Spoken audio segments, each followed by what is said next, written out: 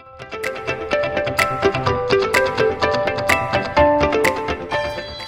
pleasant morning to everyone present here. I, Pravalika B., deem it a privilege to welcome you all to the Teachers' Day program. As the guests are arriving, I request all of you to rise and receive them.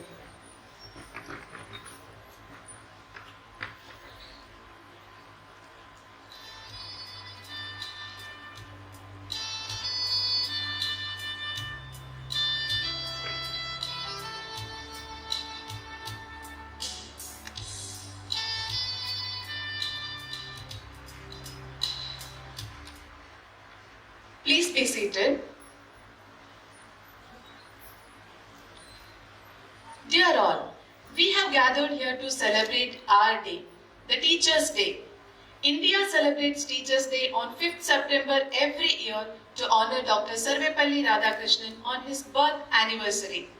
He was the second President of India, a scholar, a philosopher, a Bharat Ratna recipient, and above all, a renowned teacher who believed in the transformative power of education and its role in shaping society. It's true, teachers can change lives with just the right mix of chalk and talk. Let's all be thankful to God who brings us together. Let's invoke His blessings through a prayer song. I request all of you to rise for the prayer.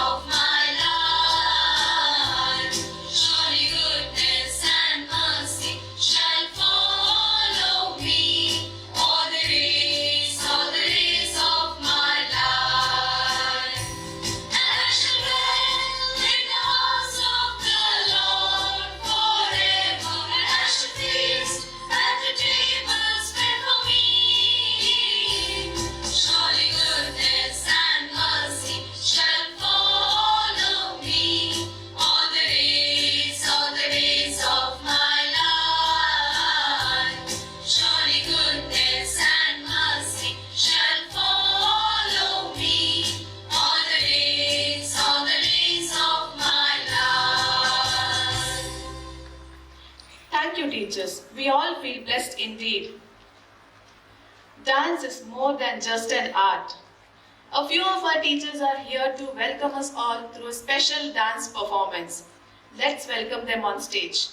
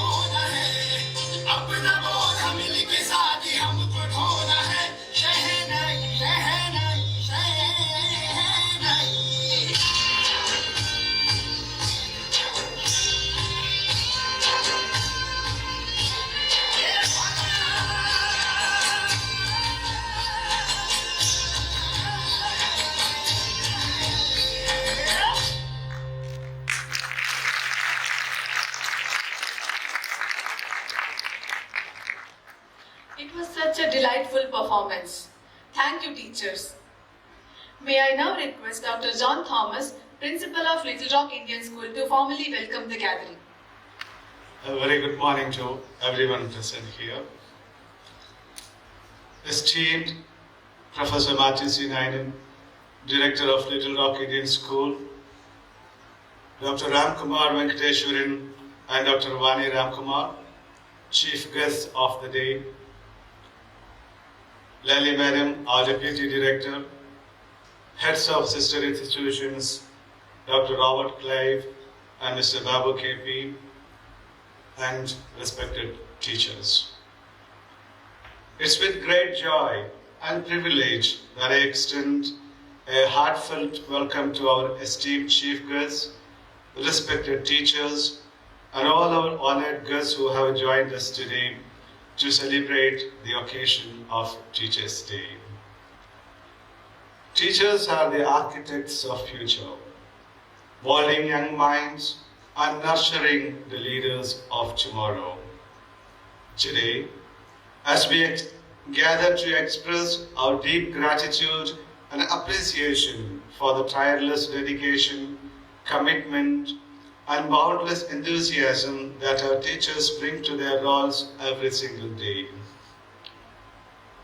Dear Diane Sir, you are a source of inspiration for all of us and many more. A life dedicated for the cause of education for over half a century is praiseworthy and remarkable. It's with a joyful heart that I welcome you as I preside over today's function. I offer a genial welcome to you, sir.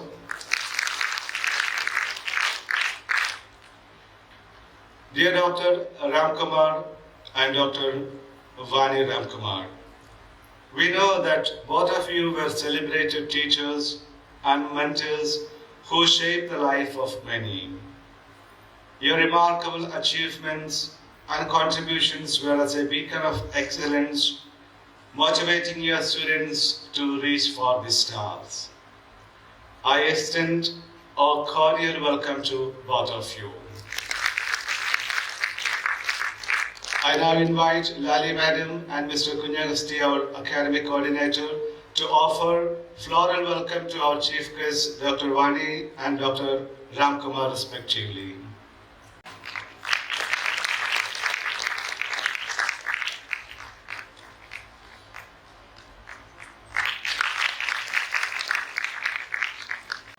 Thank you, Madam and Sir.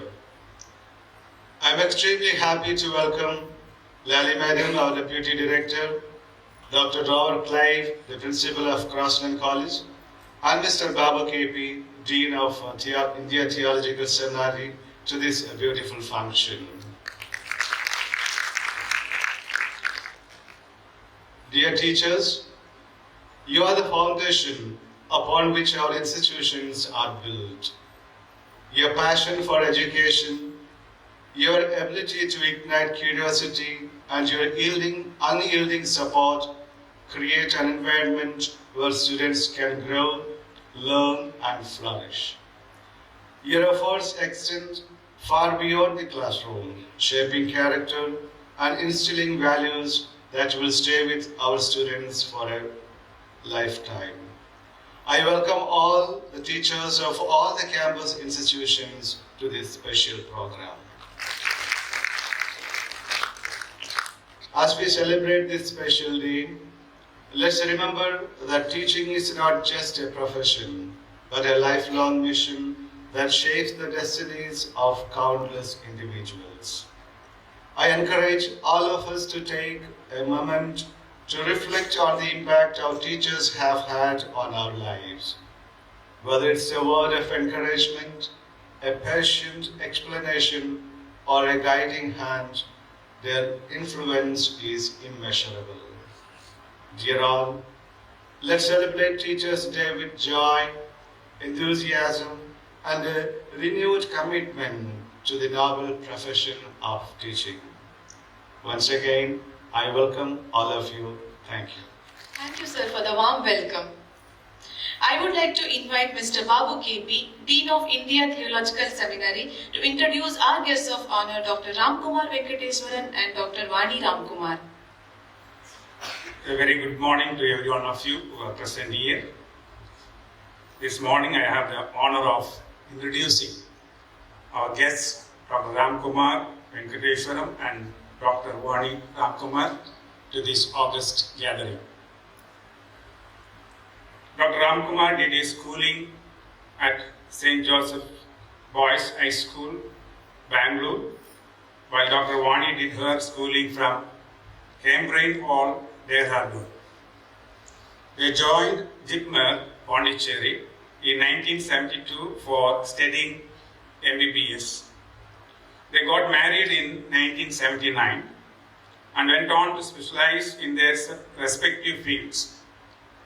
Dr. Ramkumar in Anaesthesiology and Dr. Vani in Obstetrics and Gynecology. They both joined Kasturba Medical College, Manipal in 1985 as they were keen to pursue a teaching profession. While Dr. Ramkumar served as professor and head of Anaesthesiology and KMC Manipal for 14 years, in a career spanning 32 years, Dr. Vani served as professor and unit head of Obstetrics and Gynecology until 2012, when for family reasons she voluntarily moved to Bangalore to take up position as professor and head of unit of Obstetrics and Gynecology at St. John's Medical College, Bangalore, and served there until her retirement in 2016. Their elder son Karthik was born in Pondicherry, and Krishna, their younger son, was born in Bangalore. Karthik and Krishna studied at LRIS Brahmavar between 1988 and 2003. Both Dr. Ramkumar and Dr. Vani are passionate about teaching, and they owe a lot of this passion to late Professor K. Krishna Rao, former Dean KMC Manipal, and Professor Sani Tharapan, AIM Insights, Mangalore.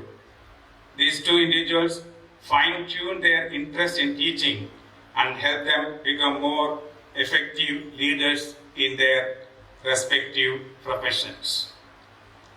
Besides anesthesia and intensive care, Dr. Ramkumar's areas of interest include respiratory therapy and medical simulation.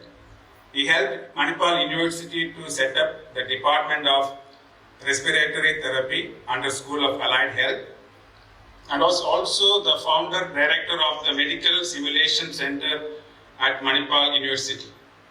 He was founder president of the All India Difficult Airway Association in 2010, a group of professionals which has now grown to a membership of more than 1,200 professionals.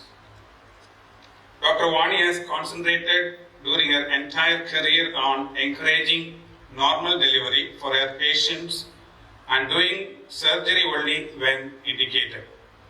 Dr. Ramkumar used to fondly refer to her unit as the uterine saving unit.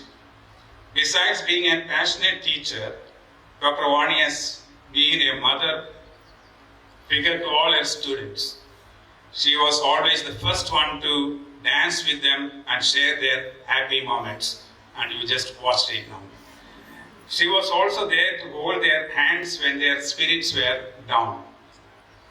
Though they have both retired from a teaching profession, they still keep busy. Dr. Ramkumar is an anesthesia volunteer for Mission Smile, a not-for-profit organization that provides free surgeries every year to more than 3,500 children born with cleft lip and cleft palate. As for Dr. Vani, she still keeps connected with her second, sometimes third generation patients, giving them advice and calming their nerves when they are going through health issues. They now spend several mornings going for walks in the selvan surroundings of Manipal, observing close to 250 species of this region's avian population. Dr. Vani has renewed her childhood passion in cross-stitch and learned a new skill post-retirement called tatting. Today, we are extremely happy to have them with us to encourage us in our teaching profession. Once again, I welcome them to our midst. Thank you, Ananda. Thank you, sir. We are fortunate to have an eminent personality, Dr. Ramkumar Venkateswaran, to give us the Teachers' Day message. With great respect and honor, may I now request our esteemed chief guest to enlighten us with his knowledge and rich experience. Very good morning to everybody. I hope I'm seen as well as heard. Or should I put back the footstool so that you can see me better? I'll ask Matthew Nayan sir to please suggest whether I should be okay. I'm seen. Okay, and that's very important that speakers should be seen. It's indeed a great honor for my wife and myself to be invited back to the Little Rock campus as guests of honor on a very auspicious day to celebrate the Teachers' Day.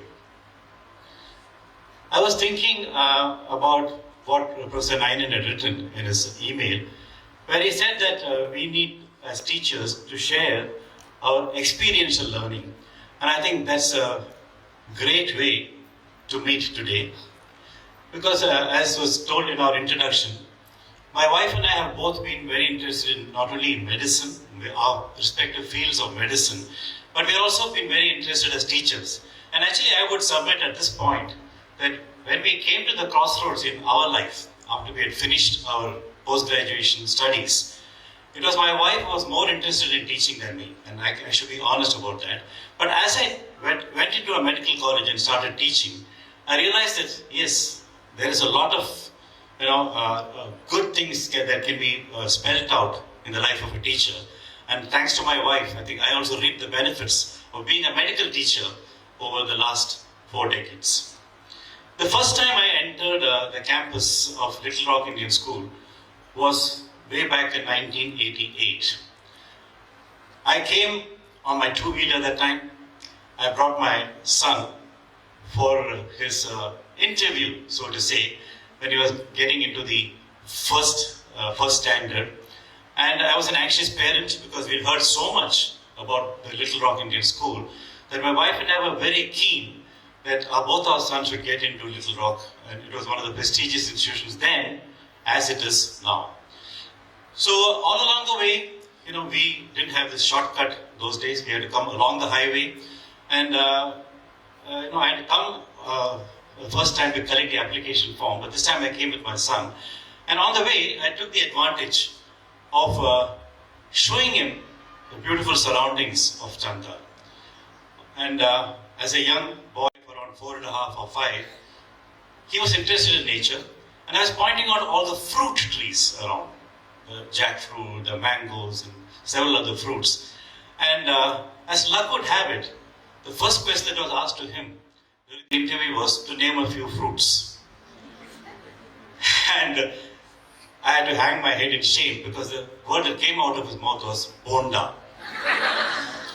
So I thought my 5-year-old must be very, very hungry, and I excused him for that. But at that point of time, the teacher in me won over the parent. I had painstakingly taught him the names of so many fruits, and I hoped that he would at least mention one of those so that he would get admission into this prestigious school. But no, he wanted his bonda, but he got his seat as well, thanks to the magnanimity of the management of Little Rock. My son did join first standard, and then he went on to complete his 12th standard, and in the year 2000 he graduated out of Little Rock. Well, the first day at school for my son was, I don't know how it was for him, but for Vani and me as parents, it was a few anxious moments at the end of the day.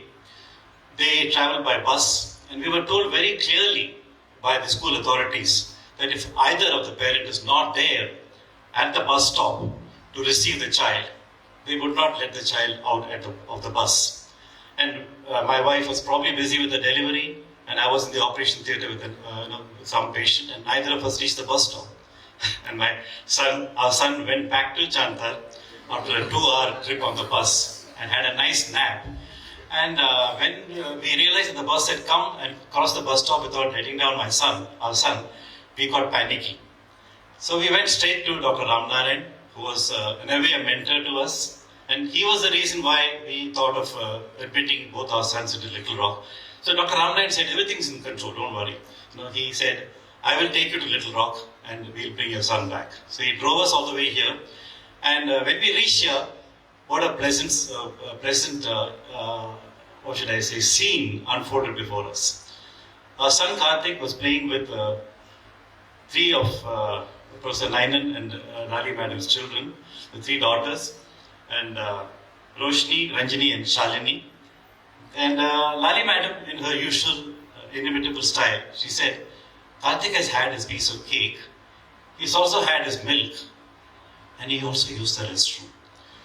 So, she had also, my son was not pilot trained at that time, so she had even been a mother to him at that time. And I think that's how my son's life in Little Rock started. And I thought I'd spend some time on this story because it's always said that school is the second home to children. And as teachers, we are all parents. We are foster parents to the children that we are teaching in the school. And Lali Madam more than proved that day that she was a lovely mother, a foster mother to my son. Many years later, during one of his visits to Manipal, my son Karthik said, I want to show my school to my 2 daughters, who are then 10 and 4 years old. And we came here just a few months ago, when they were in India last time. And we met, of course, with Professor Nainan and Lali Madam and John Sir.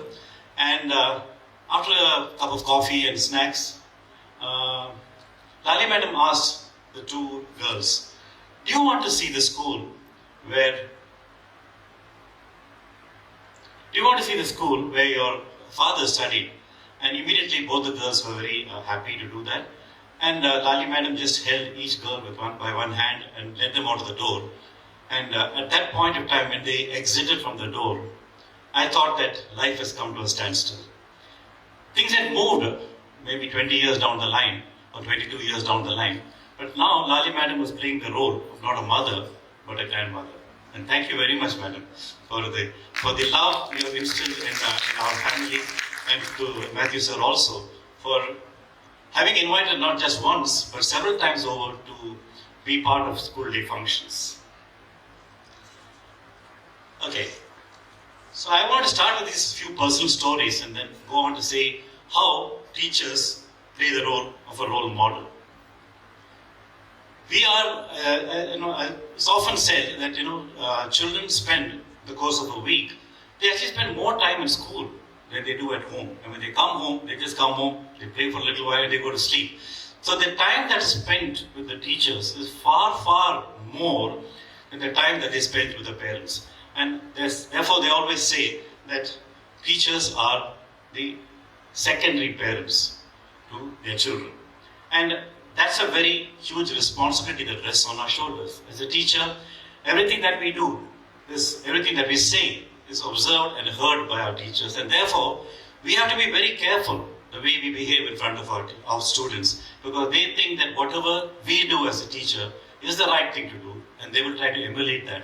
And I think that's a huge, huge responsibility, which makes us, bring out the best in not only ourselves, but also in our students. So the first major role that all of us have to play is one of a role model. Now, in one of the speeches, it was mentioned that there's a difference between a teacher and a mentor. We're all teachers in this audience. Okay, this audience, all of us are teachers, and by definition, a teacher is somebody who is a subject expert and whose job it is to get that subject matter across to his student. And that's the primary purpose of a teacher. But a mentor goes far beyond that. I think, let's say you're a subject of English or a subject of Anaesthesiology or of history. Your job as a teacher ends with getting the subject across to your pupil. But as a mentor, I think it goes far beyond that.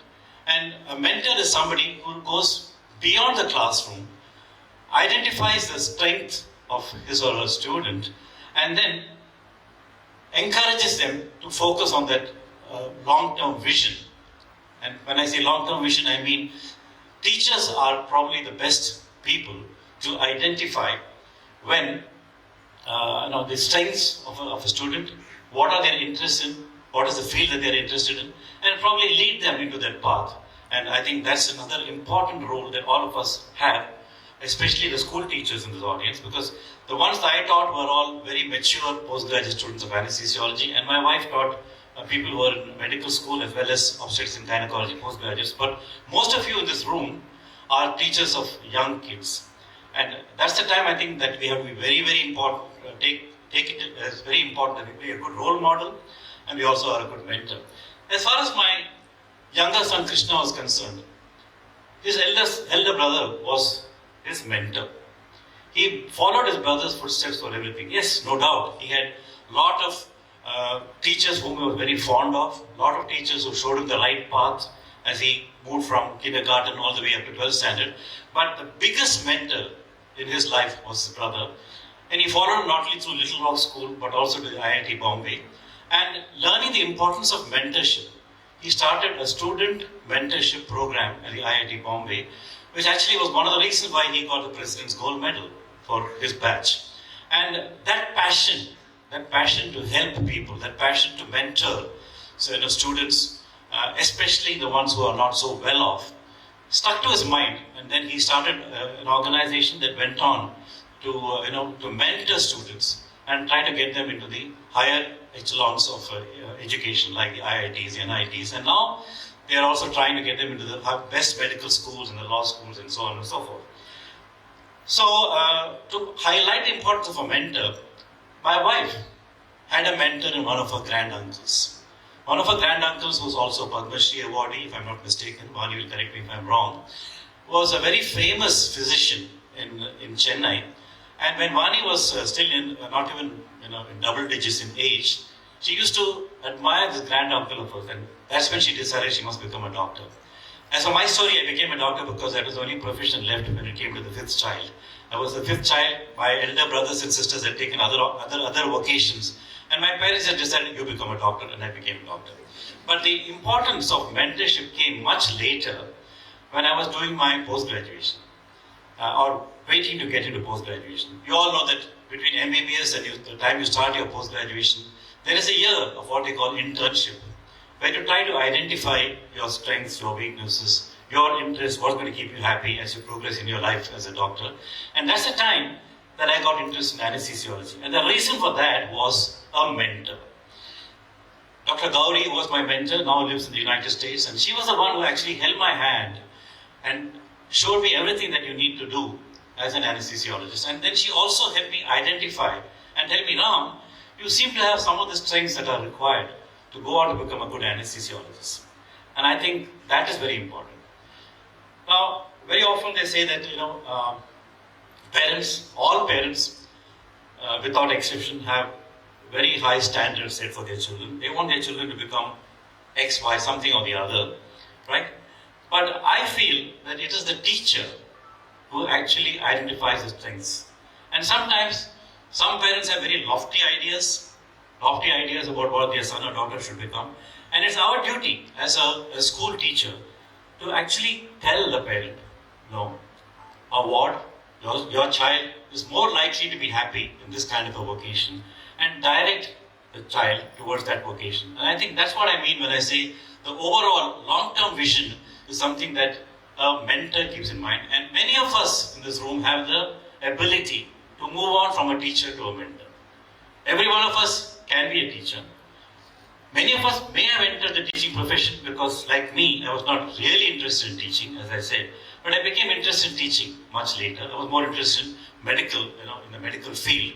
But there may be some people in this group who entered the teaching profession not knowing whether they are well equipped to become a good teacher.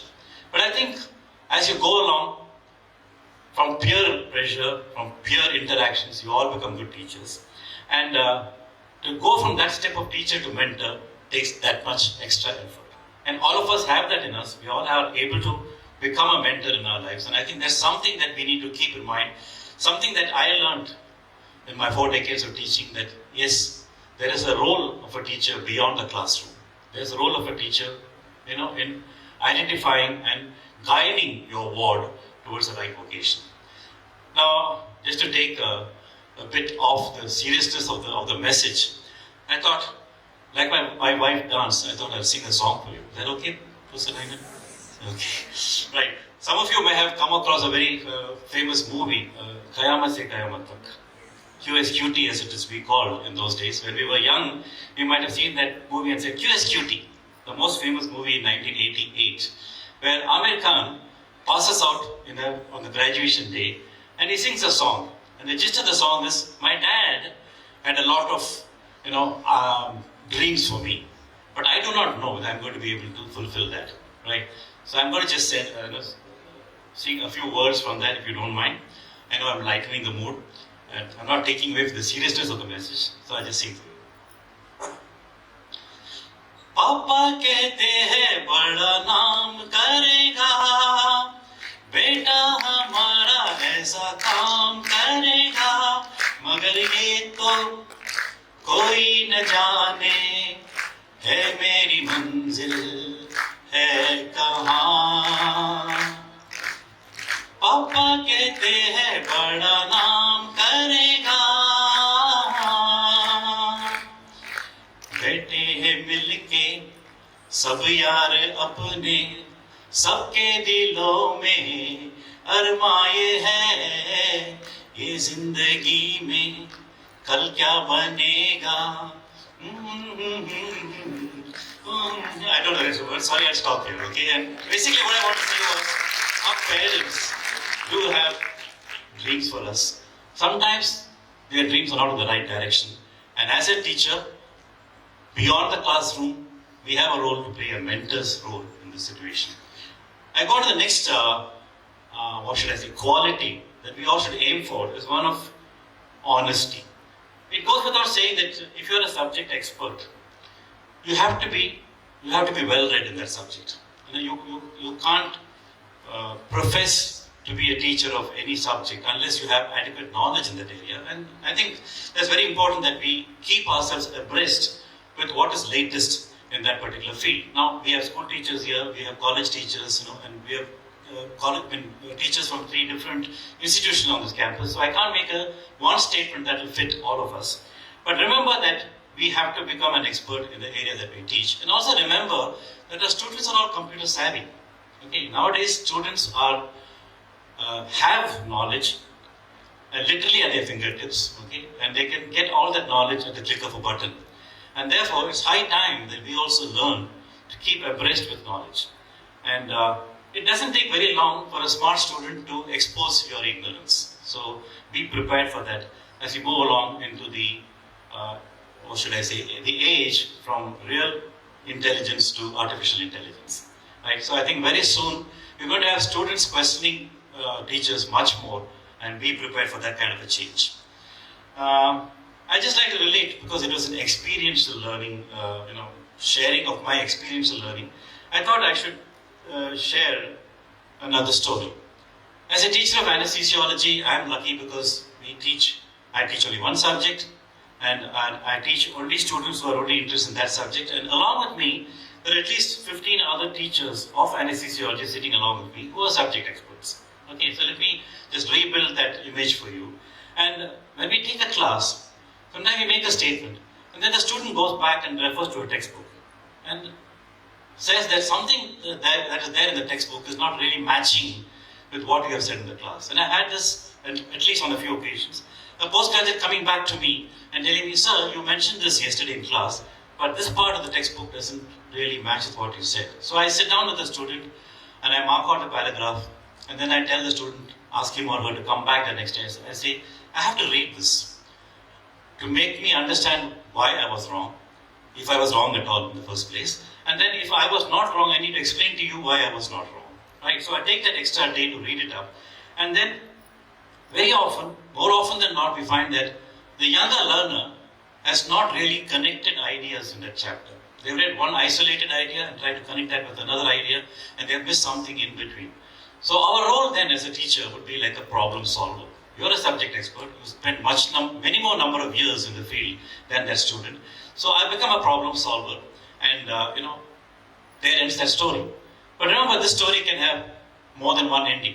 You can have an ending where the teacher is left red in the face, where the teacher was actually wrong. And actually we should be honest enough to accept when we go wrong. Do not try to cover up when something goes wrong. Because I think momentarily, by brushing things under the carpet, we might look smart. But sooner or later, I think our inadequacy in the subject will be exposed, unfortunately, by our students. Right? So at this point, I want to also recollect 2 stories not relating to my students, but 2 stories related to my senior colleagues, both of whom were senior to me in the profession. I won't mention names. And one of them was 6 years older than me, would sometimes put up his hand in the class and say, Ram, you mentioned a concept. That concept is not clear to me. Could you please explain that again? And how many of us at a professorial level of learning would stand up and say, I did not understand what you said? I think it's very important to be honest when you yourself are not clear in what's happening. And to contrast this, I will tell you another story. Again, a person who was about 5 years senior to me would be confronted with such a situation where a student would come and ask, so something that you mentioned is not clear to me. And what that person would do is what I would like to best term as the squid technique. All I've heard of the marine animal, the squid. And when the squid is threatened, by a predator, what the squid does is it squirts ink. And underwater that ink spreads all around the squid. And under cover of the ink, the squid just disappears. So here the analogy is to the squid technique, and what that particular teacher would do is, oh, you do not even understand this much? And then would go on blah blah blah blah blah blah blah blah blah, use 100 other scientific terms, and at the end of it, the student would be flabbergasted. So this is, I think, what I call the equivalent of a squid technique in teaching. All of us are teachers, and I am giving a message that let us not, if we do not know the answer, let us accept that we do not know the answer, as I did in the first place. I took some time off. There have been times when I'm wrong. I've accepted in front of my students. And when you're wrong, I think we should make it a point to tell the class the next day, when you meet the next time, that what you mentioned in the last class was wrong. Nothing wrong in doing that, okay? Students always remember honest teachers, okay? On the other hand, if you give a wrong message, that message is going to get imprinted in the child's mind and make it carried on, not beyond school, but even into college. So I think it's very important for us to be honest in our approach as a teacher. The next point I would like to touch upon is the interdependence between a teacher and a student. Now let me put it in simpler words. What I mean is that, there is a lot going on between teacher and student in the classroom, and one supports the other in their overall vision. Student has come to the school or the college to learn a subject, and the teacher is imparting that knowledge, right? So the question to this audience, which is full of teachers, is, which I often ask my students also, is, I'll just read it out. Is a student as good as the teacher makes him or her to be by their teaching? I repeat, is a student as good as the teacher makes him or her to be by their teaching? Or, the flip side of the coin, or does a teacher become better if he or she is surrounded by good students? Right? So what I mean to say here is that if you have a lot of inquisitive students, a lot of students who want to ask you questions and clarify points, in fact, I think you grow along with your students. Right? So you impart knowledge, the basic knowledge. Many students are beyond that basic knowledge. They want to question further, and good interaction in a proper way between teacher and student will actually improve the lot of both. The student improves and so does the teacher. So I think this is a far-reaching question. I don't have the answer to it yet, despite 40 years in the teaching profession. When I was a young teacher, I used to believe that, no, if I'm a good teacher, my student will be good. But now I'm learning the other way around. If my student is good, I will become a better teacher. So I'll let you all ruminate on this question as you go back home today and think over it over your career. And maybe the answer now in some of your mind may be yes to the first question. In some of you already the second question, yes answer is coming up. But I think by the end of your profession, the answer will be yes to both the questions. We need to value our students' time. Is anybody keeping track on the time? Am I okay, sir? So I have just a few minutes to finish. We need to value our students' time, and I mention this particularly because we need to make sure that we prepare well for our classes. You know, we are in the teaching profession for a reason. We are the teaching profession to impart knowledge. Okay? At the end of the day, we must do that. We must make sure that the purpose for which God has sent you to this world has been fulfilled. Right?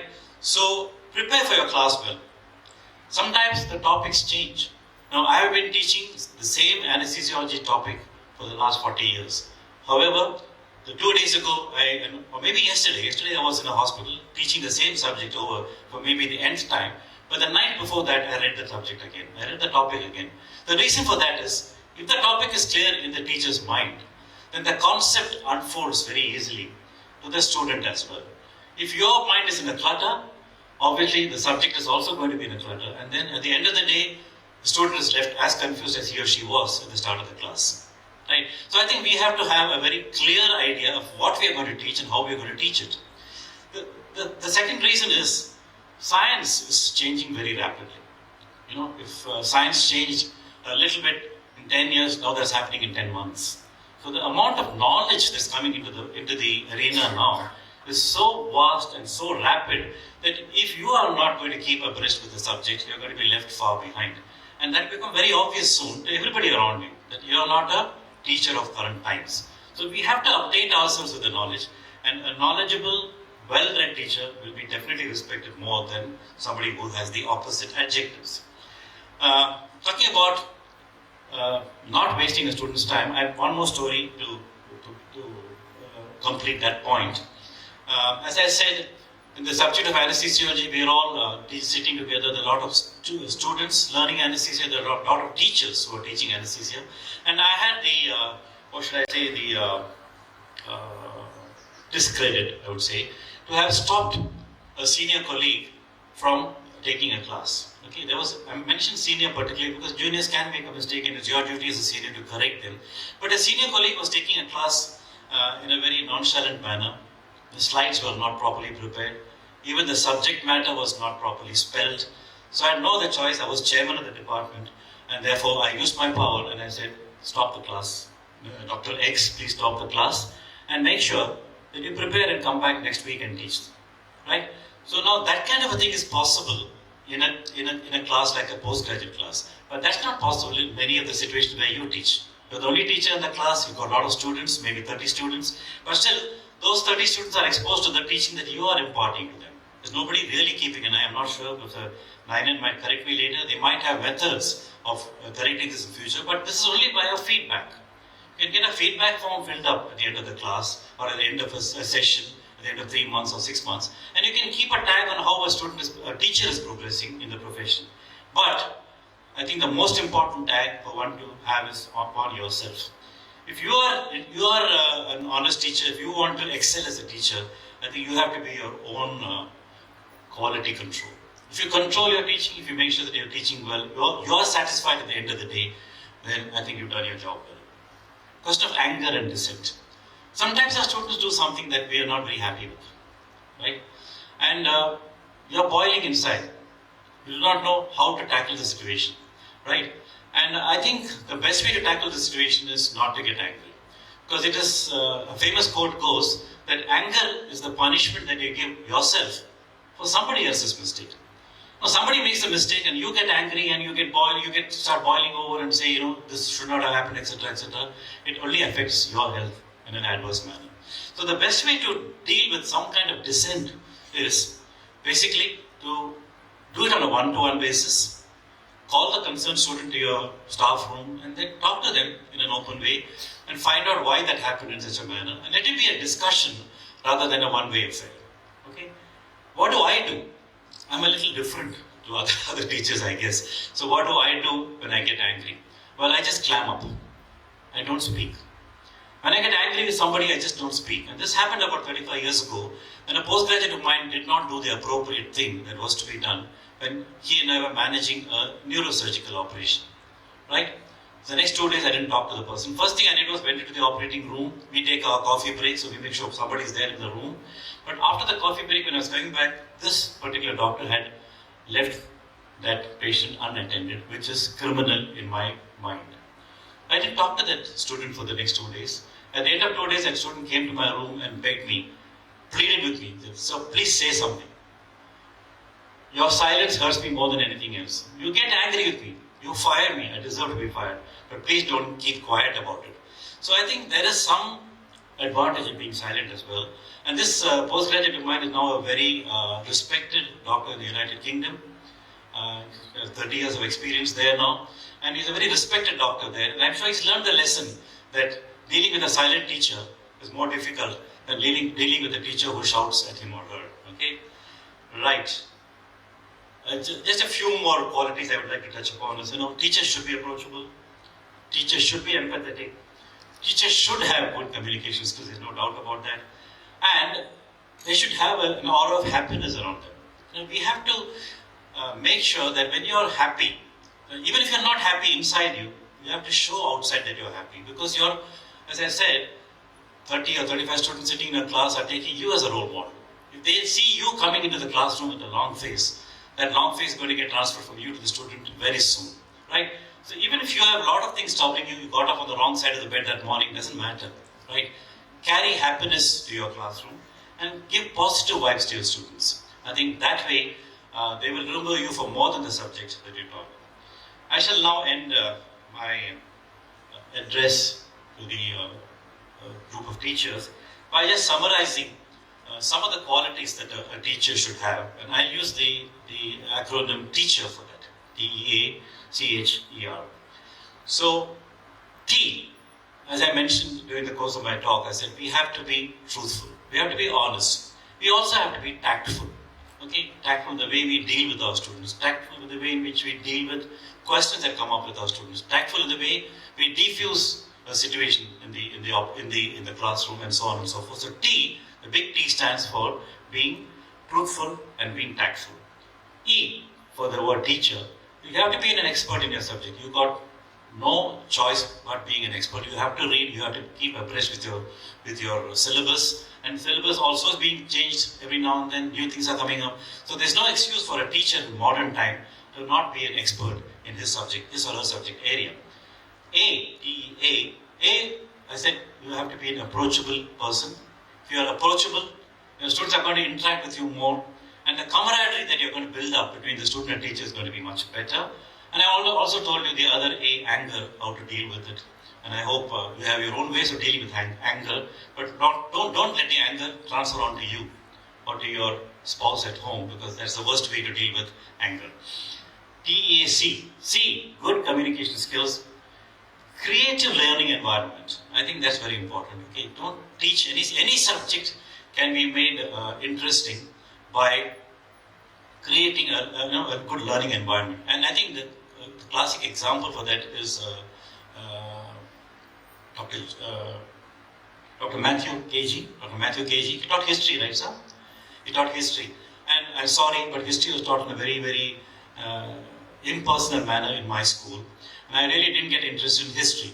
But my children always used to say that, the classes in history that they had from Matthew KG were exceptional. And that's the way history should be taught.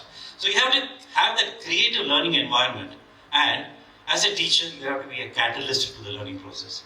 You just don't end with transferring the knowledge from your mind to the student's mind, but create a kind of a catalyst reaction. Okay? Ask them questions, make them think, and create an environment that you are a catalyst to the process of learning. That's the third C that I'd like to say. T-E-A-C-H. Happiness and creating positive vibes when you enter the classroom.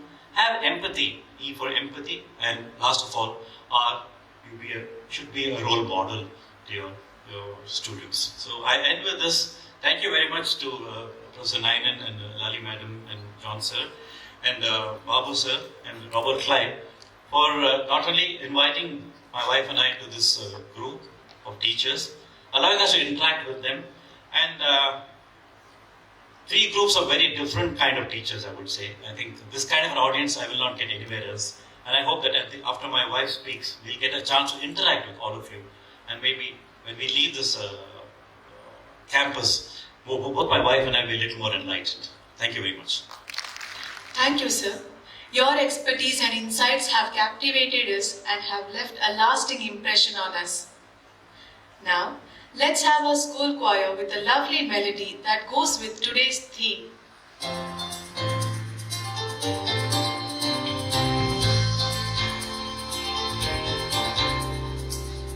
day is unique and every minute too. The years are gone by with great passion. Through the road was tough. It was not disappointing. Every little boy and every little girl came across with a joyful smile and then they out compassionately. It was a wonderful journey. Every day is unique and every minute too. The years have gone by with great passion. Through the road was tough. It was not disappointing. Every little boy and every little girl came across with a joyful smile and then they laughed compassionately. It was a wonderful journey. Oh, what a happy race it was, remembering all our best days ahead, walking every extra mile again, learn to unlearn and relearn again. Oh, what a happy race it was, remembering all our best days ahead, walking every extra mile again, learn to unlearn and relearn again. Walking every extra mile again, learn to unlearn and relearn again. Thank you, teachers. That was truly melodious. This morning, we are privileged to have Dr. Vani Ramkumar. Dr. Vani has been a very successful doctor and is known for her dedicated service to society. We teachers know her to be a caring and responsible mother for her two sons who are doing very well in the life. She is closely associated with our school. As a parent, she always made it a point to attend all the parent-teacher meetings and support the teachers through her encouraging words. Madam, may I request you to pay a tribute to our teachers? Over to you. Hello everyone. I'm always work a little out of the box. But as teachers, as husband and wife, as a family, we should be a team. So Ram and I prepared everything together, and I would make a confession. Ram, please time me. I timed you. You took 33 minutes. Please stop me at 10 minutes because nobody will stop us. So please stop me. Just stop me at 10 minutes. I'll stop. Because I can't be put in a box. So I make a confession. Sir, you won't mind. We are older now. I'm very scared of Nainan sir. I don't know how many of you are. So, sir, don't look at the back. There's some people raising their hands. So, Ram has, you can be a good teacher, a born teacher, a made teacher. You can stick to time. You can be on, everything. Ram, obviously Ram is my husband. I met him at 16. I married him at 23. I'm still madly in love with Ram. But Ram was brought up in an old-fashioned family where his father wanted him to be a surgeon. Because they think surgeons are better than anesthetists. And his father wanted him to do private practice. And Ram was always taught to obey. He was the fifth child. He didn't tell that story. One brother became an engineer, one became a biochemist, so his father told him to be a doctor. I was brought up in Dehradun by my father, who worked that time for the British, and with a lot of British qualities also, that girls, women and men are equal, and you can say exactly what you want to say. So I said it here, sir, but I'm saying with a lot of love to our generation. Because I saw all the young teachers singing today, and for our generation, it includes, I say, we always ask me Matthew sir, so I'm going to change. Where's John? So John becomes like my son, right? So I can't be saying municipal sir, John sir. John sir, Little Rock Indian School, for me has been the best school ever, and for my children also. And all the best to continue it as blessings to Little Rock Indian School. And I started forgetting. Babu sir, namaste. I started forgetting. I know you very well, please tell me. Shaji sir, hello Shaji sir. And hello Hari Krishna sir. So Hari Krishna sir is my favorite, okay? So my children will not tell who are their favorite teachers. He's a great teacher, that's my favorite, but his name is Krishna. I can't help it. I know you. Julie teacher. So Julie teacher is like very smart, okay? So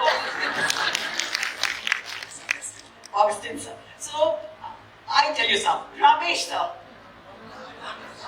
Of course Ram. Ramakrishna sir. Sir, geography or biology? Geography. Sir, please stand up sir. All of you are sir. So why do I love it? Ramakrishna, right? That's why. Rama Krishna. I hate him because he's so thin. I've always been fat. So sir, Matthew sir, he called us and he said, Ram will talk. So told, okay, Ram will talk for this many minutes and Vani will talk for this many minutes. And I'm very scared of Matthew sir. Because he'll say Vani is very talkative and he gave me less time, right? So I'm no longer scared of Matthew sir. Because, not in a wrong way, okay? The children, when you're, I don't know how to say, don't misunderstand me. We always respect our children's teachers. For me, Julie teacher, she may be much younger than me, but she is respected because she's my teacher. And Matthew sir called us and said, we would like to, come on Teachers' Day and speak so that we are like honoring you as teachers. And actually, we should be honoring you. Because I have loved my school, my Cambridge Hall. I'm sure Ram loved his school. And me and Ram and my children just love LRS. There's no better place than LRS. And who brought us to LRS? Another Ram. I mean, not that Ram is so important, others you all think I'm doing some Ram Janmamovie business. But I can't help it. My father is Ram, my brother is Ram, and my husband's Ram. So I don't have to play. I don't have to be any choir, nothing. I just say Ram, Kartik, Krishna all the time. I'm not a Hindu, so obviously I have to be spiritual. So I feel some spirituality is also important in us as teachers, right? So it could be Hindu, Muslim, Christian, Parsi, anything. And I never felt it. I studied in a Christian school, Ram studied in a Christian school, my children studied in a Christian school. We were all spiritual. We were brought up Hindu at home and singing songs in school. I mean, I don't think religion, this I would like to say, forget Ram Janmabhoomi, right? We are all equal. And this is, it hurts me so. Actually, Ram wrote a speech and Ram gave a perfect speech. And Ram has been successful. I've never been successful, okay? Ram will give, and he'll tell me, Vani, darling, you have written this. I will always change my script. Completely no change. I can't. That's why I said, you just copy it in 10 minutes. Because I had 6 aunts. One was a colonel, and she used to tell my father, this girl has to be sent to Armed Forces Medical College. She has to be tamed. I can't be tamed. That's why in Manipal University they sent me off to Udupi Hospital. I used to dance in class. Why? We have to change methods. And Little Rock has also changed. We are having teacher song, you're doing this thing, right sir? We are ready to change with the generation because we have grandchildren now. Right? My 7-year-old grandchild, one day she started shouting. I mean, even scared to say this because everything now goes on YouTube and my daughter-in-law would hear it, but I can only speak that there's only truth and nothing but the truth. There are no shades of truth, right? So suddenly my granddaughter started saying, I hate mama. And I was shocked. Mama, her mama. Nothing. She and her mama had a fight and her mama called her back. Mother was in the mobile. So she was saying, hate mama. So all you mamas, reduce your mobiles. Even I was taking photo and sending to my children, right? I would never open my mobile on a school day or anything, but I was doing it. But when your children are talking to you, just put your mobile away, okay? I went from somewhere to somewhere, but I got very excited seeing Ramakrishna sir. Because I thought there was a Ramesh Bhatt sir or Ramesh Rao. Who's biology teacher? What's his name, sir? Ramesh Rao, right? So I never forget the Rams, okay? That was Ramesh Rao. And whoever's name I call it, just stand up in case you're here. Before I say that, ma'am is the heart of her family. Sir is the head of his family. I am the heart of my family. Ramkumar is the head of his family. You look at Sir, that for girls, that is testosterone. You see Robert Sir, Clyde Sir, Matthew Sir, Ram Sir. I'm a gynecologist, no? They'll all be talking very toughly. So we don't have to become like them. We girls, we will be what we are. So I added to Ram's teacher story, team. I just added while he was talking, timing. I never keep to time. So if you can't keep to time, you tell Ram to stop you. If I tell you, young girl, stop me, and you won't stop me. So Ram has to stop me at 10 minutes, Ram. Okay. And I think Ram must have said empathetic, but my strong point is empathy. I can pick up immediately if a student is not well. And this is one thing. Hello teacher, I danced at her wedding, okay? And her husband is in anesthesiology. Michael is my best boyfriend. So I don't know her name. I don't even know her name, so I said yes. It's okay. I'm waiting too long, so I'm just joking. So, timing, empathy, approachable. You know, people say when they're so scared of Ram, he will look over his. He said no. I didn't talk to that student for 2 days. I'm sure it's reversed. The girls now are the heads of the family, the boys are the hearts of the family. I think it's reversed. Don't be like men, girls. Women are women only. Don't try to be obey your husband. See, we were taught obey mother-in-law, obey husband. I obey my mother-in-law and act as though I'm obeying my husband. I didn't obey anybody today. Ram, no. When he gets angry, he won't talk for 2 days. Don't do it with your husbands. Please don't do it. Roles have reversed now. My children are so scared of their wives now. If this is going to come on YouTube or something, my children will start firing me. I'm scared of my children also. And forget it. I'm not scared of my 9 sir anymore. I love 9 sir. So just be yourself. So timing, empathetic, approachable. And we are ladies. Don't become like men. Be motherly to your students. We have that. Why should we become like a man? We all try to do that. We can ride bike, we can do whatever. We should be ourselves. And I have a big, around how many minutes over? I'm sorry. 1.5 minutes left. Okay, it's okay. Today we'll bully Matthew, so maybe 5 minutes more. We'll just bully him. So this whole speech is here now. How can I go so fast? Okay, doesn't matter. Johnson sir, everyone has to get him fast now. Johnson sir, he was here playing music. Gladson, sorry, Gladson sir. Stand up. Gladson sir could not wait. Okay. Jay Prakash sir. Okay, so Jay Prakash sir used to take photographs. He was the art teacher who used to take photographs. Who's the person taking photographs today? What does he teach? Huh? Okay, Rajesh sir. Okay, seriously. So I'm stopping in 5 minutes. Stopping in 5 minutes from now. Now I'll just read because I lost what I was saying. Okay, I'll just read it. Ram told so many qualities of a teacher, right? So, effective teaching, Dr. Krishna Rao, who would have been 100 years old now, who was our teacher, he told, okay, I have to say this, I don't mind. I hope this goes on, I know, it goes on. Sir, you can send it to Sunny Thalpan. I'm very angry, so I'll say it. So, Sunny Thalpan taught us when we were 30 years old. He told us facilitating effective excellence for effective leadership. He told us how to behave in the classroom. And he told so nicely that you behave better with your husbands also. You'll know all the tricks. He was very good. Okay, and I reconnected with him recently. And he called me an intellectual. So my father had told that I'm not pretty and I'm not clever. So I told Sunny sir, I'm not an intellectual because my brother was clever. And Sunny sir told me, you are an intellectual, your brother is a productive intellectual. So if I was 25 years old, or like you young girls now, you would be very angry, right? Stop getting angry, young girls. Don't be like men, be like women. Estrogen makes us smile and makes us calm and compassionate and not angry. So I want to tell Sunny sir, I'll say it here. My brother is a productive intellectual who writes books. I am a productive individual. Why, Nainan sir? I delivered so many babies. I increased the population. I use my intellectuality to deliver so many. Please tell this to Sunny sir. I'm very angry. That is best I don't tell. Okay.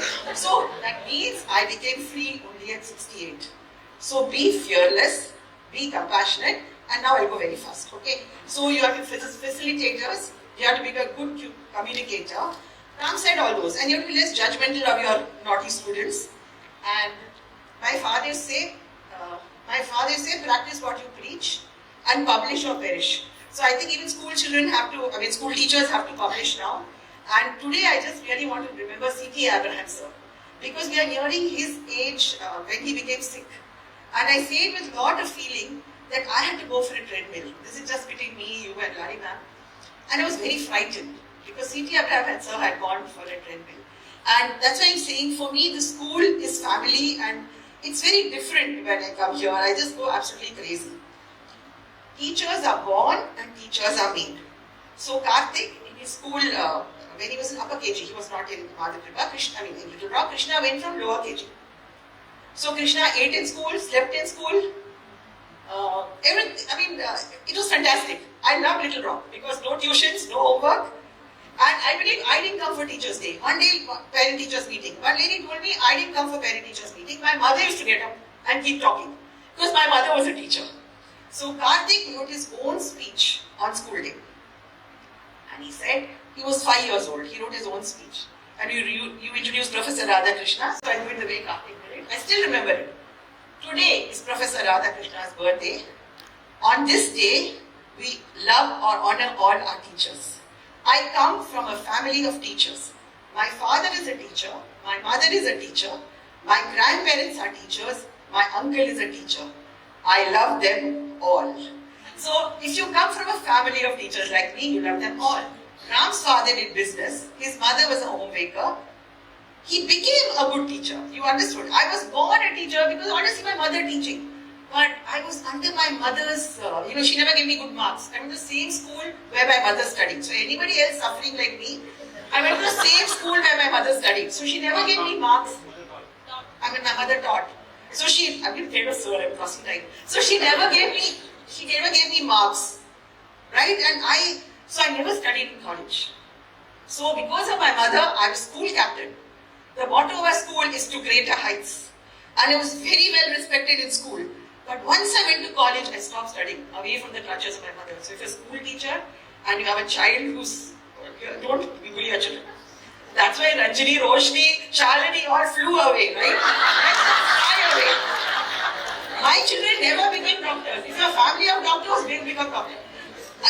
Actually, afterwards you have to allow me to ask you a question, John sir, because my children, my children said not to ask any questions of anybody, but I'll ask you later. Okay, I'm like emancipated today, back in Little Rock. So, we were teachers and parents, right? So, we would tell our PTA meetings, we would always complain about our children. So, in first standard, I told the teacher, and he was Shanti teacher also, kindergarten.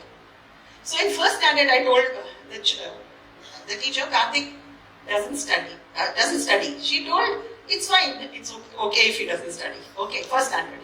He concentrates in class. But Bhupen told me that she'd never seen Karthik and all the teachers told her that Karthik always looked out of the window. So, give your children roots and wings. We allowed Karthik to dream. He went to America and this I'm saying with a lot of pride. Karthik helps a lot of people with mental health issues. So when you get along with Nayan sir, and if you get angry, Krishna was a mentor, Karthik helps with mental health issues, and if you get angry with a student, the first thing, is there something wrong with the student? Is there something wrong with the student's house? Is the father a drunkard? Are the parents getting divorced? Don't get angry with the student just like that. In 5th standard, my kids were outstanding in school, I know that. But I got a report that Karthik doesn't cooperate with others. I asked Karthik. He said, I read books in break time. Mama, I don't go and play with the children. And in 11th standard, Karthik used to carry ISAT isomorph in his pocket. And I used to really worry, sir, because Krishna used to read the whole 1 hour to school. And I came and asked Lali ma'am, he's carrying ISAT isomorph in his pocket.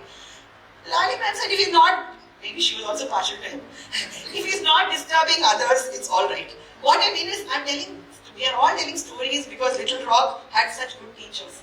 But try, when you do you use PowerPoint slides?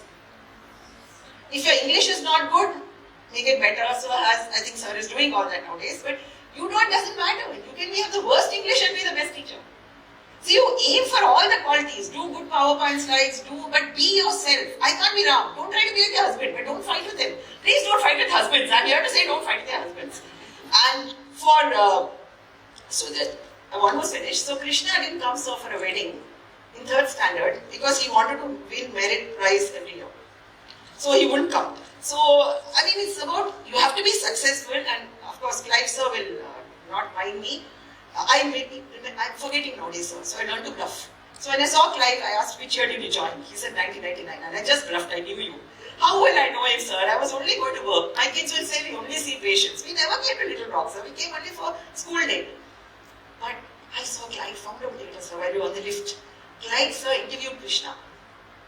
And I saw Clive sir for 45 minutes on that Zoom call. So, love your students like you love your children. If you notice that my Ram and I just love Karthik and Krishna, adore them. So, adore your students like you adore your children. Is Sunny sir here? Sony sir? So, Sony sir was a very jokey teacher. Ram's favorite and my song also is To Serve with Love. And I know I've not kept time, it's okay. And Shamla teacher, when she left school, we were all very sad. Is Bindu teacher here? So, Bindu teacher's daughter I delivered and I met her recently. Is Betsy teacher here? Betsy teacher, can I see you? Thank you, teacher. Is Anupama Karan teacher here? Okay. So, these are the teachers I remember from my children, and I loved Sony sir. Why I'm saying this is Sony sir was a Hindi teacher. And a Malayali can't be a good Hindi, can't speak Hindi well. Let's accept it. But I adored Sony sir. He's here, sir. We can visit him on the way back. So I adored Sony sir and Clive, not Clive, Babu sir. Somebody have to, who introduced us? Clive or Babu sir? I have to strictly correct you. It is obstetrics. So don't think that you can't correct Babu sir. All you do tomorrow, Babu says something, correct him. This is the next generation, right? We all have to, correcting each other. We are growing as a family. And is Patil sir here? Patil sir? So I used to love Patil sir because his smile. Just give me one. I just want to not forget. And Gubain's daughter and another colleague's daughter, when I came for school day, they asked each other who delivered you. And they said, Dr. Ramkumar. So I took a photo with them. Like, I knew a lot of Little Rock teachers. At least afterwards, anybody I delivered, at the end of it, just come and say hello to me. And I deeply respect Professor and Mrs. Nainen for the role they played in my children's lives. I remember Matthew KG sir and George Kurian sir because they acted in a play with Krishna. I finished off Ramesh sir because I was so jealous of him. Yes. Last two things. So a school has its sad days too. I remember some tiny tots dying in a fire accident in their homes. I remember a child getting injured when getting off the bus. And 3 of Krishna's 8th standard classmates drowning at the Malpe beach. Amir Navil's trophy, basketball trophy. So I love Little Rock because it's a strict school. I don't know how it was. You don't let the children down till the parents are there. Nowadays with the grandchildren you are given ID cards. It's much better to be in a strict school than a school run by me where everyone can run amok. My father was a PhD guide. My mother was a teacher in the school where I studied. I loved biology because my teacher was good. I was a school captain and adored my teachers and my principal. I didn't want to say this part because we're all facing old age and mortality. I don't mean anything. My principal was Mr. Dutre. And the previous principal, Mrs. Manvering, and Amma used to study in St. Joseph's. So when Amma went to put me in school, Amma also got into the school. But when I was in 12th standard, Mr. Dutre died. And I'm a Hindu, right? So I don't know how he put mud on the coffin. I can never forget that day, sir. Because I adored Mr. Dutre and I could never forget it. That's why we adore our teachers and we should adore our students. And post-retirement, the VC, Dr. Valyathan had told, make new connections. He had done Ayurveda, the surgeon had done Ayurveda. So I learned tatting. That bag can you bring wherever the bag is. And we'd like to end with the school song for you. Since I can't sing now, can you join me? We'd like to end with the school song for you. I can't sing, so you can take the mic. No, we'll sing. Okay, I can sing for Grandsons. Grandsons, I can't sing at all. I heard you also write songs. That's a very play. Play. He knows come Grandsons, play for us. Please play. Hello. Before lights. I tell you what. I'm fast, run, Grandsons up.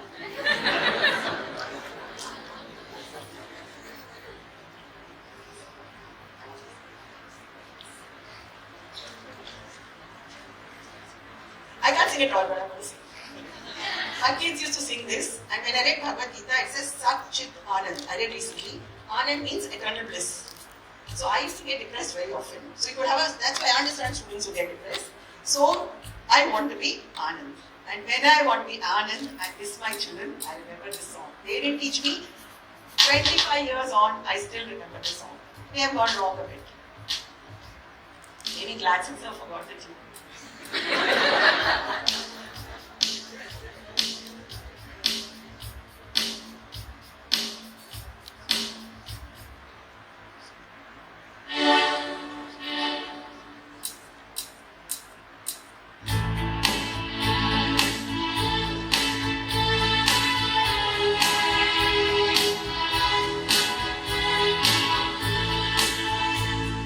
Time to be happy is now, and the way to be happy is and the way to be happy is to make someone happy, and we have a little heaven right here. Thank you. I got something for the craft teacher. I don't know who's the craft teacher. Hello. Is she here? Can you come here, teacher? I want to give it to you.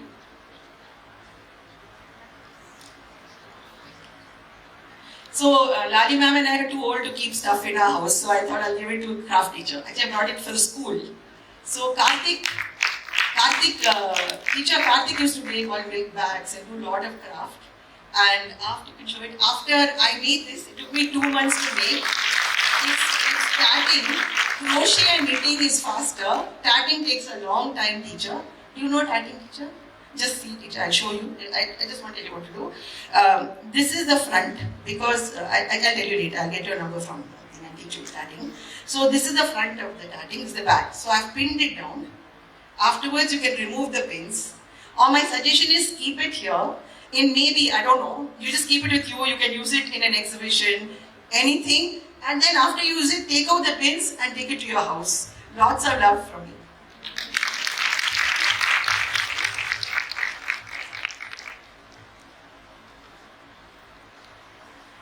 Thank you, madam. It was heart-touching indeed.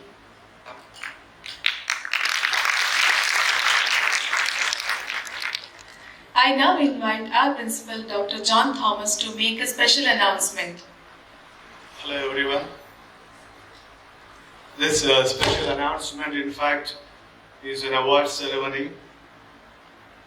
4 of our teachers attended FC in HRD from CLHRD, that is College for Leadership and Human Resource Development, the month of May 2023. They participated and successfully completed the program, and they are qualified facilitators now. Usually the awards are given in a convocation, but due to some reasons, their batch, 127th batch convocation was not held, and the director of the college, Professor Sanitha Rappan, sent the certificates to us and told us to distribute the awards to the awardees on an appropriate occasion. And I think there is no greater occasion than this. Let me present the awards. Mr. Saju Amme, Mr. Jeevan Rodriguez, Mrs. Rajita Ian, Mrs. Shweta Vishwanath Shetty of Little Rock Indian School, having undergone facilitator certification in human resource development and having accomplished independently administering similar interventions for different groups as per the stipulations and requirements of the college, is presented with this facilitator award on this day, the 1st of August 2024. Today is 31st. And now I invite, we got to know that maybe the most reverend and popular disciple of Professor Sanitha Rappan, Dr. Ramkumar, to distribute the certificates. When I call out the name, they are down. down at the center. When I call out the names, awardees, please come and collect the awards. Mr. Saju M.A.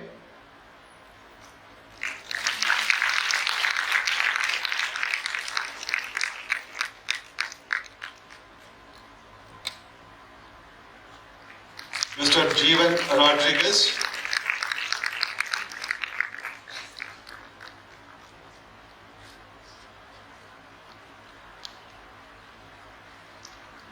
Mrs. Rajita N.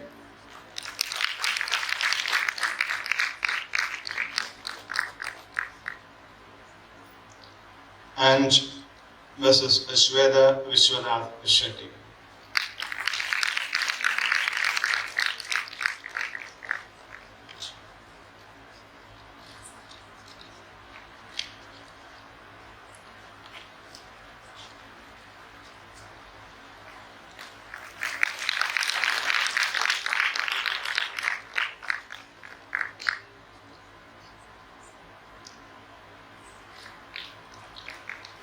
Congratulations to the awardees and thank you, sir.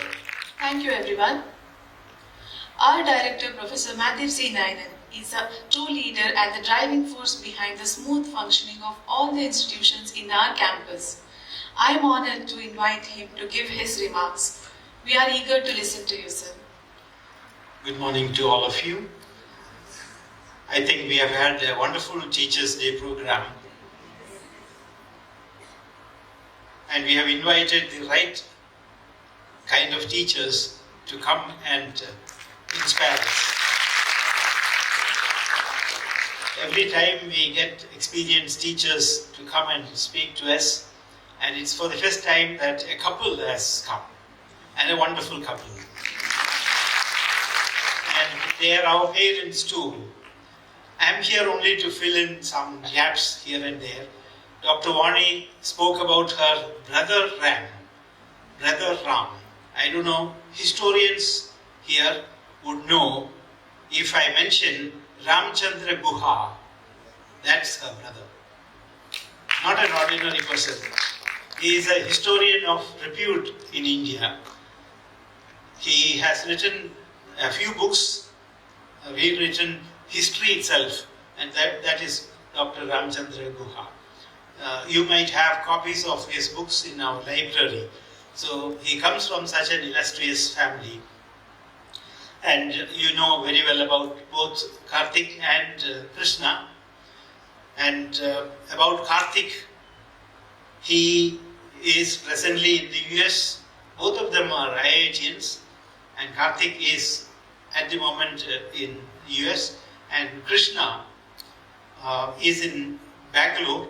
Earlier he was in Mumbai, and Dr. Ramkumar made a casual reference to his pioneering effort in getting children from slums and ordinary backgrounds and training them to reach institutions like IIT.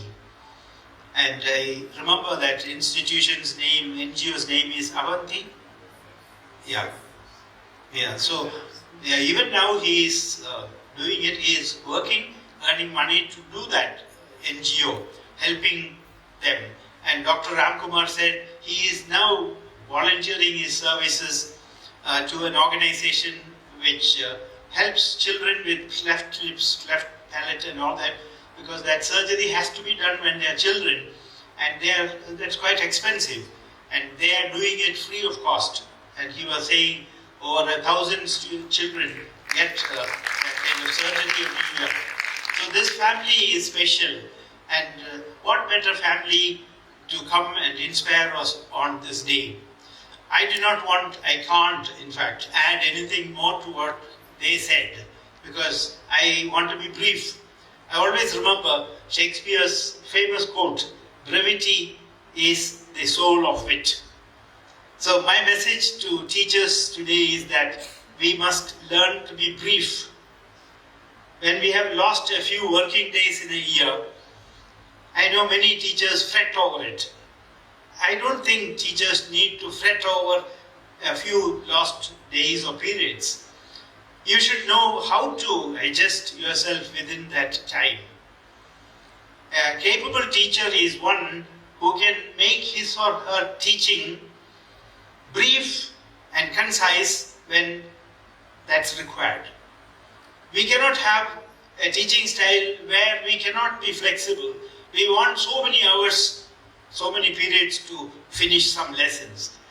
If 10 periods are there and we have prepared for 10 periods, unfortunately now we are getting only 5 periods, we should be able to use those 5 periods as effectively as we would with the 10 periods.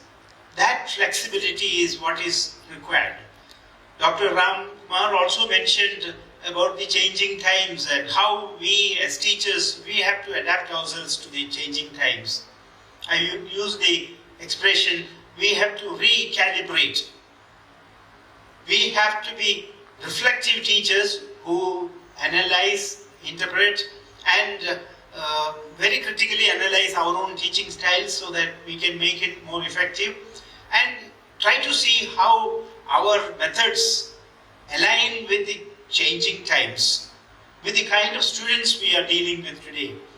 We cannot have a set standard of teaching which was perhaps suitable when we were children, when we were students ourselves. But today our roles have changed, we have become teachers, and we should see the student population as they are today, and we have to align our techniques, our methods, our approaches to suit them. And that is reflective teaching. So we need to reflect on our teaching, we need to recalibrate our teaching, and if necessary, learn how it is to be brief. How to be brief when brevity is the soul of wit. Just think about it. Brevity is the soul of wit. I have introduced you to TED speeches. TED speeches are only 18 minutes long. You cannot go blah blah blah. You have to be to the point. That is the advantage of TED speeches. If you Google and get TED speeches, you will find that the speeches are all so well packed, so focused, and you are able to listen to it and with great attention and great benefit. It is said that Woodrow Wilson, who was once American president, was asked this question. He used to be very short and pithy in his remarks and in speeches. He was known for his very closely wrapped speeches. They asked him, one of the MPs asked him, "Sir, how do we manage it?" Then he said, "It's like this. If you want me to make a 10-minute speech, I will tell you I need 2-3 weeks to prepare for that speech. If you ask me to speak for 1 hour, I am ready now." He said, if you want me to make a 10-minute speech, I need 2-3 weeks to prepare for a 10-minute speech.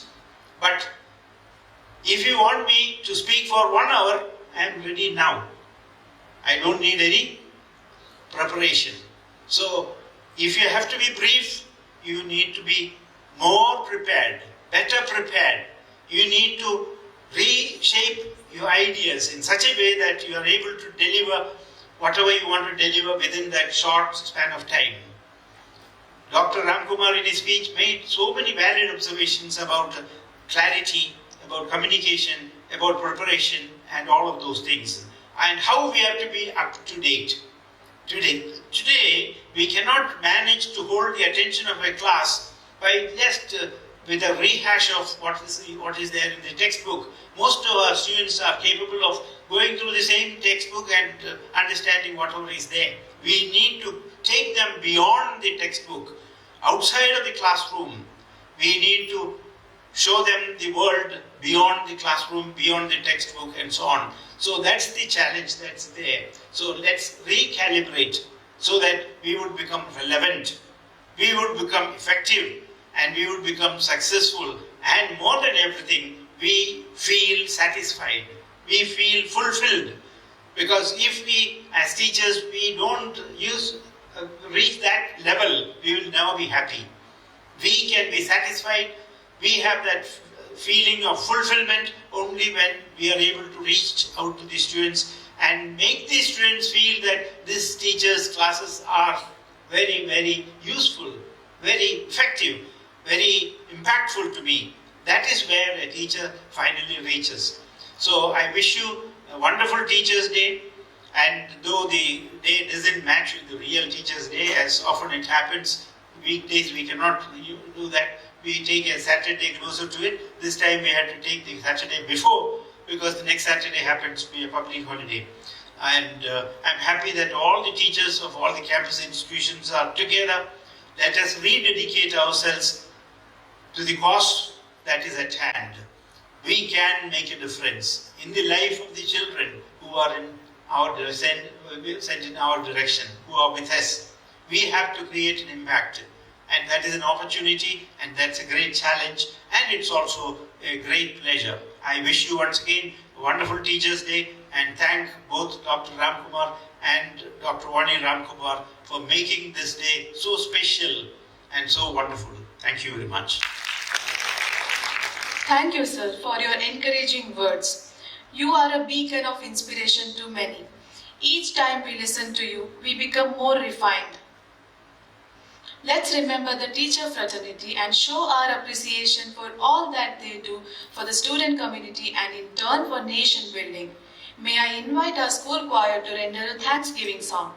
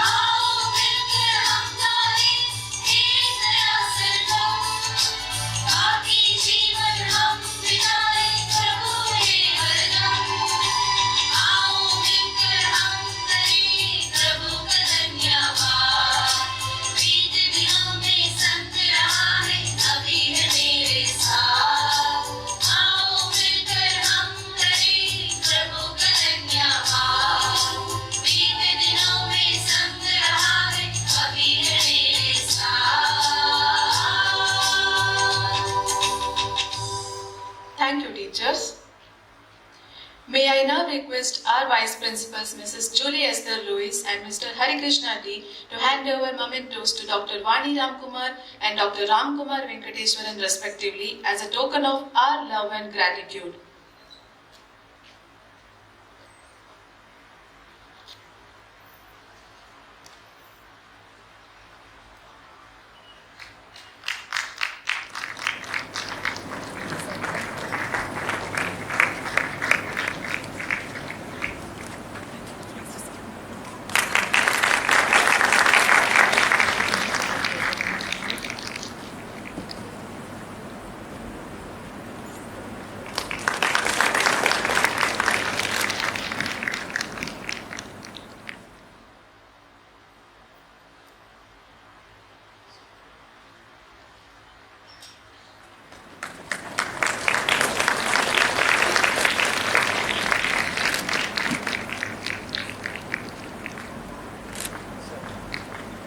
Thank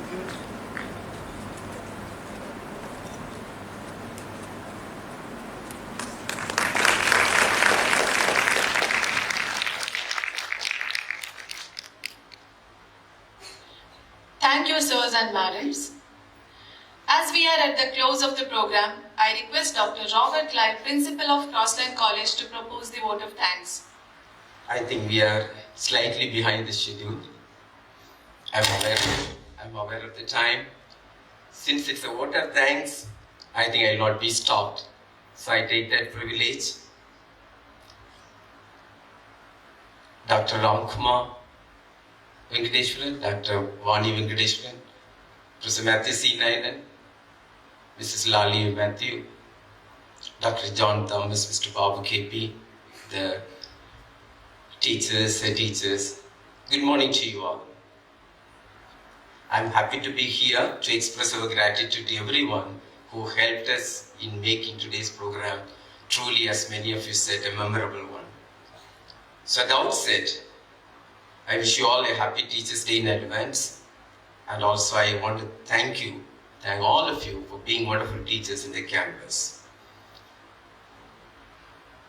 When I came to this campus, in fact, when you were saying, making mention of it, Dr. Vani asked me, when did you come to this campus? When I came to this campus 34 years ago, that was in 1990 to be precise, actually on the very first day I fell in love with this place, literally. Because I didn't know this place, I didn't know anybody. But even after 34 years, I can still say, touch my heart, I still love this place. That's because the environment that this campus provides.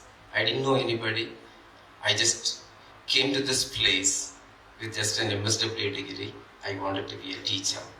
That's all I had in my mind, but the rest is history in my life.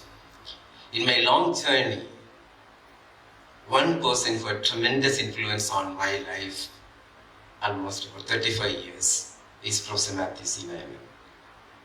As I said, I just came with a postgraduate degree, and I very often used to tell people with this, small suitcase, nothing else. But growing under his shadow has been a big privilege to an ordinary person like me. Recently, the members of the college management gave me an opportunity to attend a program in IIM Kozhikode. It was on leadership. I was really excited to attend the program, and it was addressed on 3 days by the director of IIM Kozhikode. He's actually a very, very excellent speaker. And in one of the sessions he asked, as the participants, please write down who is your hero. I didn't have a second thought. Immediately I wrote Professor Matthew C. Nayanan. And immediately the next question was, why did you write? You give a reason. Then I wrote the reason. Still this morning also I took it, I wanted to make sure what I wrote on that day. That was an instant reply. I wrote, because he's a nurturing leader. And I don't really have any hesitation to say that Professor Matthew C. Nayanan continues to be my hero, and I'm very proud of that. And truly he's a nurturing leader, and he treats everyone with empathy. He connects to people from his heart, and his humane approach as a leader has inspired all of us. Sir, thank you so much for giving us this campus where education is given with love. So on this occasion, we also want to thank you for coming here and giving us a brief speech. You, true to your words, you also were very brief. Thank you so much for that memorable speech also. Thank you. Teachers' Day is an occasion to reflect on what we are doing as teachers and where we need to change ourselves to be more effective. No doubt, today's chief guest, Dr. Ramkumar Venkateswaran, has given us enough insights to think about our life as a teacher. I know that both Dr. Ramkumar and Dr. Vani are the great admirers of this campus. You saw how they are really at home here. I have heard many incidents about them. I have personally not met them, except that I had an opportunity to be in the wedding of one of their sons, but I just attended the marriage as a driver to my wife Everest because she was invited, and I just joined her. I just went there. But otherwise I have not really met, but I heard a lot of stories about them. But today, when I saw them and heard them, it is more than what I have heard about them. And in fact, a couple of things I just like to really share with you. It seems one of the incidents happened, they said about their story, and I also request the school management to take really note of it. Maybe you can write a book about Little Rock story from the prism of the parents, because that story will be beautiful. So I just want to really give one or two things, when I'm thanking him for today's address. He said so many things, teachers as role models, teachers as mentors, and he was talking about being honest and so many things. But one of the things that he said about is also leave the place with the positive vibes. And when we go today, after a few minutes, I'm sure, sir and madam, you are leaving us with a lot of positive vibes. Agreed? Yes.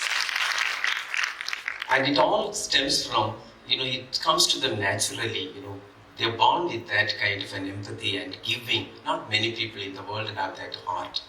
And when I just heard two incidents, one was where one of his sons told them when they went home, there is a boy in the campus, where he wants to go for higher studies, he doesn't have money, what to do? It seems immediately they called our founder and said, sir, whatever is the funding required, we'll support him. And he went on to become an engineer. It seems now he's abroad. And these are small little incidents, but that highlights how they really have that heart of giving. Even after retirement, look at the way that they are serving the society. Dear sir, today we are really honored by your presence, and you have inspired us with so much of insightful, experiential learning that you really became successful as a teacher. I'm sure all of us here will take home many things to think about. So thank you so much.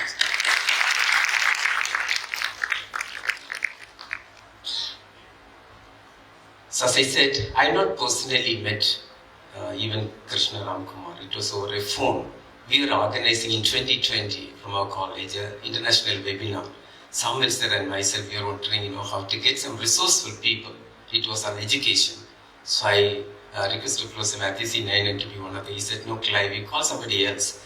And then he also gave the name of Krishna Ramkumar. That's when I first came in touch with him. And when I just called him, I was really touched the humility that, he was by then 30, by the Forbes magazine, he was in the Time. If you know, the Time magazine is one of the most popular magazine in the world. He was featured in the Time magazine, their child, Krishna Ramkumar, our alumni. And he was under 30, he was less than 30 at that time. Among the top 30 influential people in the world, he was one of them. And I was talking to that Krishna Ramkumar, but I was touched by his humility and how he was talking to me, connecting to me. Quite a few days we had conversation. He was asking about the context. And that's when I think probably you would have seen us in that webinar. And then I understood, he is an IITian, how we need to really change our perspective in life. That made us to think, how we need to be humble. But more than that, I also was a beneficiary. One of my sons got a benefit from him because he started the 7th year connecting the IITians and NITians to the, children, poor children. When I took my son to Pondicherry, the 7th year was doing a service in a poor school. I put my son there, and actually he didn't have even a chair to sit there in that school, no bed, nothing, he has to sleep on the floor. I was literally crying. Then my friend said, Clive, leave him there. He will learn. When he came back after 15 days, my son was totally different. He started really telling about others, telling about poor children. That's the impact your son has made. It has come from you. And I just want to really tell you, Dr. Vani, we are proud of you. We can't believe that we have got a goddess in front of us. You have delivered so many human beings. You have brought human beings. But one of the best human beings that you brought is Krishna Ramkumar. He has brought changes in the lives of many people. So truly we salute you for this great feat. So thank you so much for being with us. And one of the things that I want to share is, how people can really be very personal. She just was asking, about me, and then Clive. Everybody was leaving from the director's room. Then she called me, Clive, come here. She gave me a loving hug. Thank you so much how you touch people personally. I was really emotionally touched. See, these are the greatest people, not just teachers, but how people can really make a difference to make somebody feel better. In a moment, I was with her for only 5 minutes. So thank you so much. I think you really made this day a lighter day. Normally, big programs become very serious, but both of you made it very lighter, at the same time very meaningful. Thank you so much. I have always thought teaching KG children is a very big challenge. Honestly, when I conduct workshops for teachers, so I tell teachers, it's not the college teachers who should be paid UGC, actually UGC pay scale. It's the KG teachers who should be paid at the UGC scale, because it's one of the toughest challenge. But some time back, that belief of mine was proved wrong.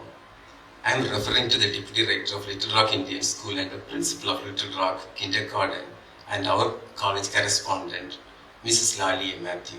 I'll tell you why. I was just, going to meet her, and she was sitting in the room with a few kids sitting there. They were seated, like big adults having a board meeting, and she was addressing them, and they were calm, and she was calm.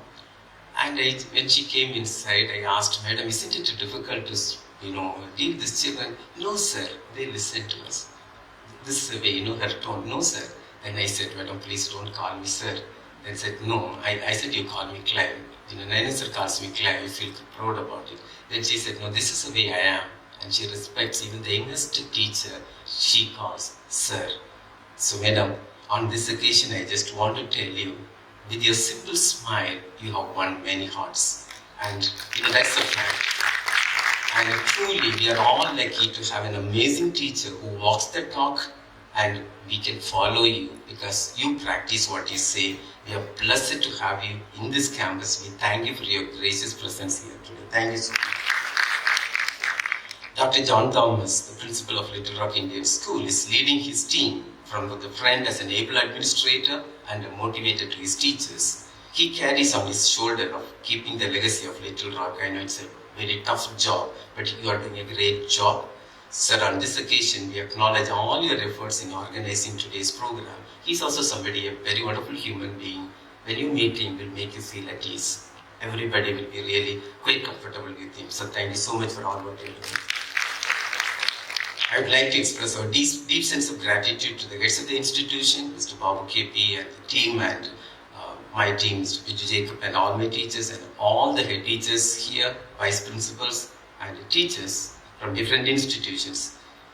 And our special thanks to the teachers who really made things a little more vibrant, like the opus paint, that comes, spreading that vibrant energy, positive energy through glads and singing and the wonderful dance that they perform.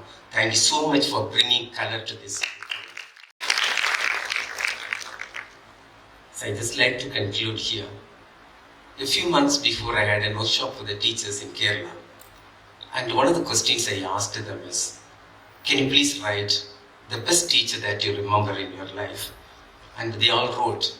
I gave 1 minute time. After that, I asked them to just stand up and share. One teacher got up and she started reading, but she started having tears. And she said, I said, go, calm down. I held her hand and said, calm down. And she said, sir, it was in one of the smaller classes, a maths teacher. I remember, because I failed in maths paper, I was crying. Then she said, don't worry. We are with you, I'll support you. Then she started spending more time with me. Today, I am a maths teacher, sir. I passed with a distinction. I always remember that teacher with a gratitude. Dear teachers, today we live in the world where humans are programmed, but machines are learning. That's not the right thing to do. Actually speaking, we should be the other way. Let's remain as human. On this occasion, let us always remember what I remember on my very first year here in the campus. What Professor Matthew Sinainen used to say, the best teachers teach from their hearts. Every teacher has a heart. Every child has a heart. The best teacher is one who connects from the heart to the heart. Let's continue to do our mission of teaching the students from our hearts. Let's be dedicated to teaching, and let's show love to our students. Thank you so much. Have a wonderful time. Thank you. Thank you, sir. This celebration is a gentle reminder of the huge responsibility that we teachers play in guiding, educating and inspiring young minds and in nation building. Happy Teachers' Day to you all in advance. Please rise for the national anthem.